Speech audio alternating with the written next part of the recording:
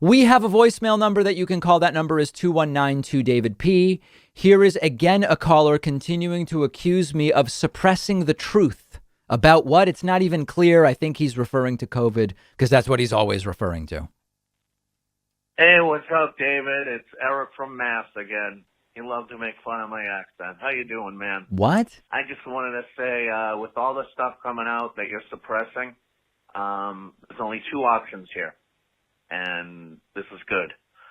Either you're too stupid to realize it, or you're in on it.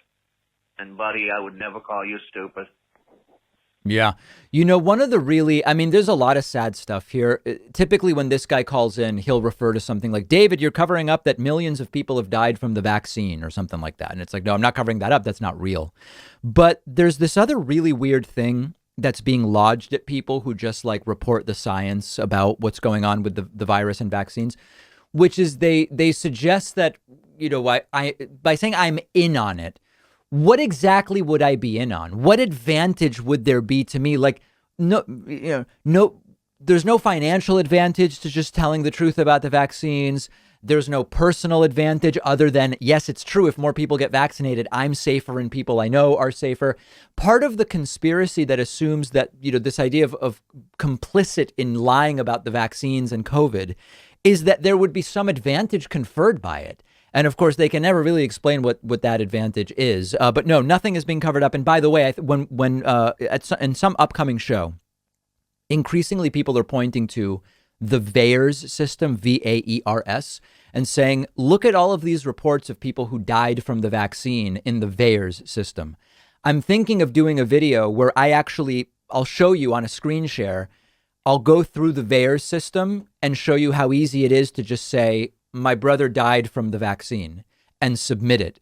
And of course, it's not I wouldn't actually submit it. I would just show you how easy it would be to do. This is what people are doing. People are submitting bogus reports to the VAERS system. And then those bogus reports are being used by anti-vaccine individuals and media outlets and pointed to and said, look at all of these reports. Anybody can submit a report. There's no checking whatsoever that is done. On the bonus show today, we will talk about, you remember that Missouri couple of lawyers who were waving guns last June during the Black Lives Matter protests? They both pleaded guilty to misdemeanors. They've been pardoned by the Missouri governor. Yeah, the McCloskeys. We'll talk about that on the bonus show. Secondly, we appear to be between 2 and 5 weeks away from FDA full approval of the coronavirus vaccine made by Pfizer. Will this really get some of these anti-vaxxers vaccinated?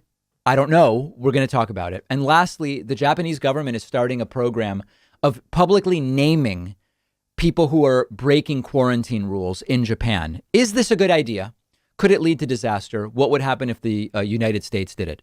All of those stories and more on today's bonus show. Sign up and get instant access by making yourself a member at joinpacman.com. I'll speak to you then.